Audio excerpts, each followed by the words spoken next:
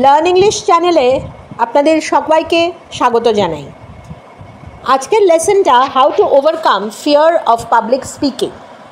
তার মানে কি, পাবলিক স্পিকিং বা সবার সামনে অন্যান্য শ্রোতাদের সামনে কথা বলতে গেলে আমাদের একটা জড়তা আসে বা ভয় আসে। We are sometimes afraid or we have fear, hesitation in speaking in front of people, of other people.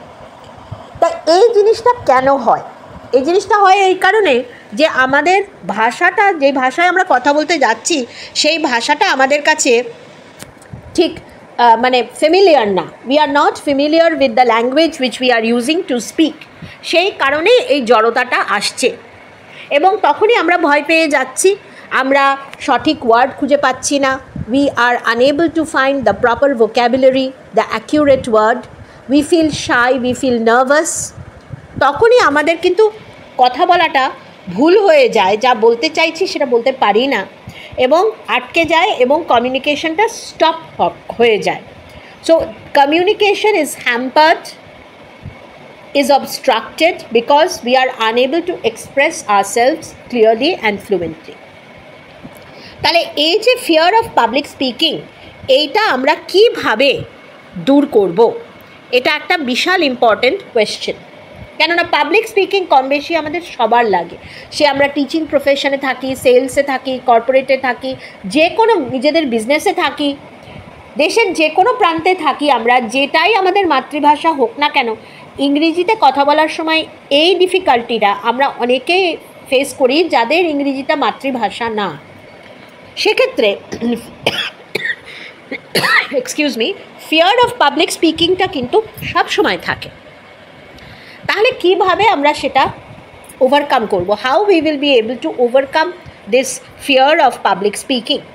First point আপনারা দেখতে পাচ্ছেন যে forget being brilliant and witty, emphasize on the comprehensibility of your audience.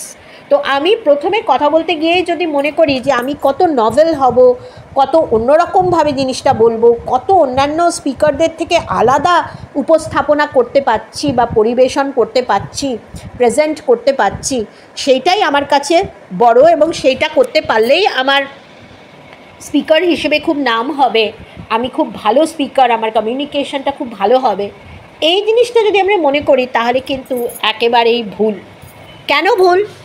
ভুল এই কারণে যে এই জিনিসটা মাথায় না রেখে আমাকে মাথায় কোনটা রাখতে হবে, যে আমি যাদের সামনে কথা বলছি তারা বুঝতে পারছেন কি না, আমি যেটা বলছি সেটা বুঝতে পারছেন কি না। যেমন ধরুন, আমি আজকে এখন আপনাদের পড়াচ্ছি, এবার আমি যেটা পড়াচ্ছি সেটা যদি আমি ঠিকভাবে, পরিষ্কারভাবে, ক্লিয়ারলি আপনাদের সামনে প্রেজেন্টই না করতে পারলাম, তাহলে আমি কি পড়াচ্ছি আপনারা তো বুঝতেই পারবেন না, তাই না? তা সেইটা আমাকে মাথায় রাখতে হবে। আমি এই জিনিসটা পড়াতে গিয়ে কতটা মানে নতুনত্ব করতে পারলাম, কতটা অন্যান্য স্পিকারদের থেকে একেবারে আলাদা উপস্থাপনা করতে পারলাম, সেইটা কিন্তু আমার প্রথম মানে প্রযোজ্য বিষয় হবে না। It will not be my foremost বা প্রায়োরিটি। ফরমোস্ট কনসার্নও হবে না সেটা, বা সেটা প্রায়োরিটিও হবে না। আমাকে মাথায় রাখতে হবে কম্প্রিহেন্সিবিলিটি অফ ইয়োর অডিয়েন্স। অডিয়েন্সরা বুঝতে পারছে কি না, কম্প্রিহেন্সিবিলিটি মানে তাই। নেক্সট পয়েন্টটা কি? নেক্সট পয়েন্টটা হচ্ছে divide your speech into 2 or 3 major parts and avoid jumbling them with excessive details. তাহলে আপনি ধরুন মোবাইল ফোনের ইউটিলিটি নিয়ে কথা বলছেন, আমি একটা উদাহরণ দিচ্ছি কিন্তু I am just giving an example. তাহলে আপনার মোবাইল ফোনটা কি আপনাকে খুব শর্টে বলে নিতে হবে। তারপরে আপনি কি বলতে পারবেন যে মোবাইল ফোনের কী ইউটিলিটি, সেগুলোই আপনার কিন্তু main body of the speech হবে, কারণ আপনার টপিক আছে usefulness of the mobile phone.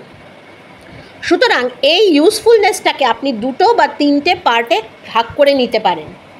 যেমন ধরুন এডুকেশনে কীভাবে ইউজফুল, ব্যবসায় কীভাবে ইউজফুল, ইয়েতে কর্পোরেট সেক্টরে কীভাবে ইউজফুল, এইভাবে। মানে আমি এটাও একটা এক্সাম্পল হলো, আপনি হয়তো এর থেকে অন্যভাবে ভাগ করতে পারেন, কিন্তু আপনার যেটা মেইন কথা বলার জিনিস, টপিকটা, সেটাকে আপনি 2 বা 3টে মেজর পার্টে ভাগ করে নিলেন।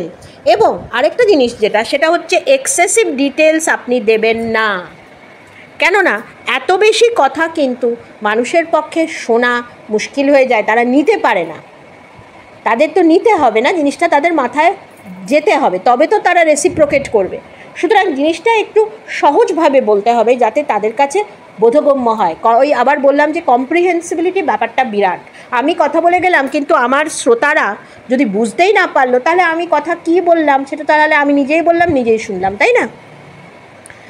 আর আরেকটা কি আমাকে মাথায় রাখতে হবে, 3 নম্বর পয়েন্ট, সেটা হচ্ছে যে what valuable information the audience are getting. মানে আমি যা কথা বলছি তার মধ্যে ভ্যালু আছে তো, সেটা শুনে সেটা তারা ফলো করলে তারা কিছু পাবে তো, এই জিনিসটা আমাকে মাথায় রাখতে হবে। যে মোবাইল ফোনের ইউটিলিটি নিয়ে যদি আমি কথা বলি তাহলে সেই ইউটিলিটিটা আমি এমনভাবেই বলবো যাতে তারা সেটাকে ফলো করে সেই গ্যাজেটটাকে আরও ভালোভাবে ব্যবহার করতে পারে। সুতরাং কি valuable information they are getting. Next point হচ্ছে number 4, do not always think whether you are getting appreciation or not, speak your views to the point. তাহলে অ্যাপ্রিসিয়েশন আপনি পাচ্ছেন কি না, আপনাকে আপনার শ্রোতারা শুনে আপনাকে খুব ভালো বলল, ভীষণ তারিফ করলো, প্রেজ করলো, সেটাই যে একমাত্র তা না, নাও প্রেজ করতে পারে, নাও যদি প্রেজ করে তাতেই আপনি হেরে গেলেন বা তাতেই আপনার যা বক্তব্য আপনি পেশ করেছেন সেটা কোনো মানে হলো না, তা ভাবার কিন্তু কোনো কারণ নেই। আপনি যা বলতে এসেছেন সেটা টু দ্য পয়েন্ট বলবেন, তবেই আপনার কথাটা লোকের কাছে বোধগম্য হবে, কম্প্রিহেন্সিবল হবে, they will appreciate it, they will listen to it and they will try to understand it. 5 number point দেখুন, do not try to copy others, do not try to copy others while speaking as that will disrupt originality. এটা একটা ভীষণ ভীষণ important point. আমরা যখন কথা বলি না, আমরা অবশ্যই কাউকে মডেল করি, সেটা তো দরকার। একটা ভাষা শিখতে গেলে বা একটা ভাষায় কথা বলতে গেলে নিশ্চয়ই কাউকে মডেল সামনে রাখতে পারি, কিন্তু আমি যদি তাকে একেবারে জেরক্স কপি করে ফেলি আমার উপস্থাপনাটাকে, তাহলে কিন্তু সেটা মানুষের কাছে ইন্টারেস্টিং হবে না, মানুষ সেটা গ্রহণযোগ্য হবে না বা সেটা ইন্টারেস্ট ক্রিয়েট করবে না মানুষের মধ্যে, কেননা আমি সেখানে কাউকে মিয়ার কপি করলাম। এই জিনিসটা কিন্তু মাথায় রাখতে হবে। 6 নম্বর পয়েন্টে আমি কি দেখতে পাচ্ছি, 6 নম্বর পয়েন্টে হচ্ছে create an intimate relation with your audience by being humble and also humorous, try and believe in what you say. মানে আপনার নিজের যেটা বলছেন তার উপর যথেষ্ট কনফিডেন্স থাকতে হবে যে আপনি যেটা বলছেন এটা ঠিক। হ্যাঁ, ঠিক মানে কি, আমি যখন কোনো বিষয়ে কথা বলবো তখন সেই স্পিচটা তৈরি করার আগে আমাকে অনেকটা সেই ব্যাপার নিয়ে পড়াশুনো করতে হবে। আমি নিজে মন গড়া কথা তো বলতে পারবো না, কাজে সেইটা করে যদি আমার প্রেজেন্টেশনটা আমি করি তাহলে সেখানে কিন্তু অনেকখানি ওয়েটেজ আছে, সেটা অনেক ওয়েট ভ্যালুয়েবল হয়ে যায়। এটা একটা পয়েন্ট। আর আরেকটা পয়েন্ট হচ্ছে ইন্টিমেসি উইথ ইয়োর অডিয়েন্স, মানে তারা যাতে বোঝে, হাম্বল ব্যাপারটা থাকবে। আপনি যাতে কথা বলছেন আপনিই সব জেনে এসেছেন আর যাদের বলছেন তারা কিছুই জানে না, এইরকম একটা ধারণা কিন্তু স্পিকার হিসেবে কখনোই মানে শ্রোতাদের সামনে করবেন না। এবং কিছু ক্ষেত্রে সেটা হিউমারাস হতে হবে, মানে একটু তারা যাতে লাইট হার্টেডনেসও হয়, তারা একটু আনন্দ পায় বা কথাবার্তাটার মধ্যে একটা উপভোগ্য ব্যাপার থাকে, এনজয়মেন্ট। কেন শোনাটার মধ্যেও তো একটা এনজয়মেন্টের ব্যাপার আছে।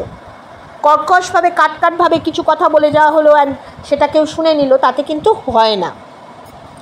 7 নম্বর পয়েন্টে আমরা কি দেখতে পাচ্ছি, 7 নম্বর পয়েন্টে দেখতে পাচ্ছি do not over prepare your self. অনেকে আছেন কি একটা স্পিচ দেওয়ার আগে প্রচণ্ড পড়াশুনো করেন, they study a lot, read this read that, একে নকল করে ওকে নকল করে ওইভাবে করে, তাতেই যে সবসময় হয় তা কিন্তু নয়। হ্যাঁ, আজকের যুগে অনেক কিছু মিডিয়া বা অনেক ইনফরমেশন আমাদের কাছে একটা ক্লিক অফ আ মাউসেই অ্যাভেলেবল, মানছি, কিন্তু তা হলেও একটা জায়গা আছে যে আমি যদি খুব বেশি কিছু তথ্য, গাদাখানেক তথ্য, প্রচুর তথ্য দিয়ে দিই তাহলে সেটাও কিন্তু হজম করতে পারেন না যারা শুনছেন। কারণ এই যে বললাম কম্প্রিহেন্সিবিলিটিটা যে কোনো প্রেজেন্টেশনের ফরমোস্ট জিনিস। আমাকে যদি আমার শ্রোতারা বুঝতেই না পারলো তাহলে আমি কী বললাম সেটার তো কোনো মানেই থাকে না, তাহলে তো আমি তো কমিউনিকেটরই হলাম না, তাই না? মানে আপনি ইংরেজিতেই কথা বলুন আর আপনি বাংলায় বলুন, আপনি হিন্দিতেই বলুন বা উর্দুতেই বলুন বা বিশ্বের যে কোনো ভাষাতেই বলুন, আপনি যার সাথে কথা বলছেন বা যাদের সামনে বলছেন তারা যদি আপনার কথাটা বুঝতেই না পারলো তাহলে বলে কী লাভ হলো? তাহলে কমিউনিকেশন তো সেখানেই স্ন্যাপ হয়ে গেল। বোঝা গেছে কি বললাম? সুতরাং প্রচুর মেটেরিয়াল দিয়ে ঠেসে দেবেন না প্রেজেন্টেশনটা, তাহলে it becomes very very boring and monotonous, এবং সেটা কিন্তু কেউই শুনতে চাইবে না। লাস্ট অফ অল হচ্ছে, আপনি যদি কোনো রুমে বলেন, অডিও ভিডিও এইডস নেন, সেগুলো কিন্তু স্পিচটা আরম্ভ করার আগে খুব ভালো করে চেক করে নেবেন, কারণ অনেক সময় কানেকশনের গণ্ডগোল হয়। আপনি হয়তো স্পিচটা আরম্ভ করলেন, কিন্তু সেটা মাইকের জন্য আপনার কাছে মানে শ্রোতাদের কাছে, লিসনার্সদের কাছে, অডিয়েন্সদের কাছে পৌঁছলোই না, তাহলে সেটা তো একটা ভীষণ বাজে ইম্প্যাক্ট ক্রিয়েট করবে না। তারপরে রুম লেআউট, তারপরে অডিও ভিজুয়াল এইডস, এই জিনিসগুলো কিন্তু খুব ভালো করে চেক করে নিতে হবে স্পিচটা বিগিন করার আগে। তো আজকে তাহলে আমরা এই 8খানা গোল্ডেন রুল আমরা শিখলাম কিভাবে আমরা ফিয়ার অফ পাবলিক স্পিকিংটাকে ওভারকাম করব। তো আপনারা যারা যারা fear of public speaking overcome করতে পেরেছেন, তারা একটু আমাকে অবশ্যই কমেন্ট বক্সে লিখে জানাবেন যে কিভাবে করলেন। হ্যাঁ, আর যদি এই 8খানা গোল্ডেন রুলের মধ্যে কোনো রুলগুলো আপনারা অলরেডি করে থাকেন বা করবেন, সেটাও জানাবেন। আর আপনাদের ইংরেজি চর্চা কীরকম চলছে সেটাও কমেন্ট করে জানাবেন। ইংরেজি বলতে বা লিখতে কোনো রকম অসুবিধা হলে অবশ্যই কিন্তু কমেন্ট বক্সে লিখবেন, আমি কিন্তু একদমই উত্তর দেব। আর আরেকটা কথা হচ্ছে, আমার কিন্তু প্রচুর ভিডিও দেওয়া আছে লার্নিং ইংলিশের ওপরে, সেগুলো দেখে নেবেন, তাহলে এই পার্টিকুলার ভিডিওটা কিন্তু বুঝতেও সুবিধা হবে।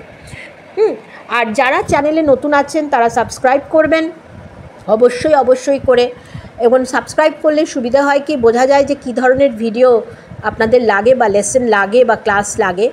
আর যারা সাবস্ক্রাইব করেছেন তারা সাথে থাকবেন এবং লাইক শেয়ার কমেন্ট অবশ্যই করবেন। আজকে এই অবধি, পরের ক্লাসে আরেকটা ভিডিও নিয়ে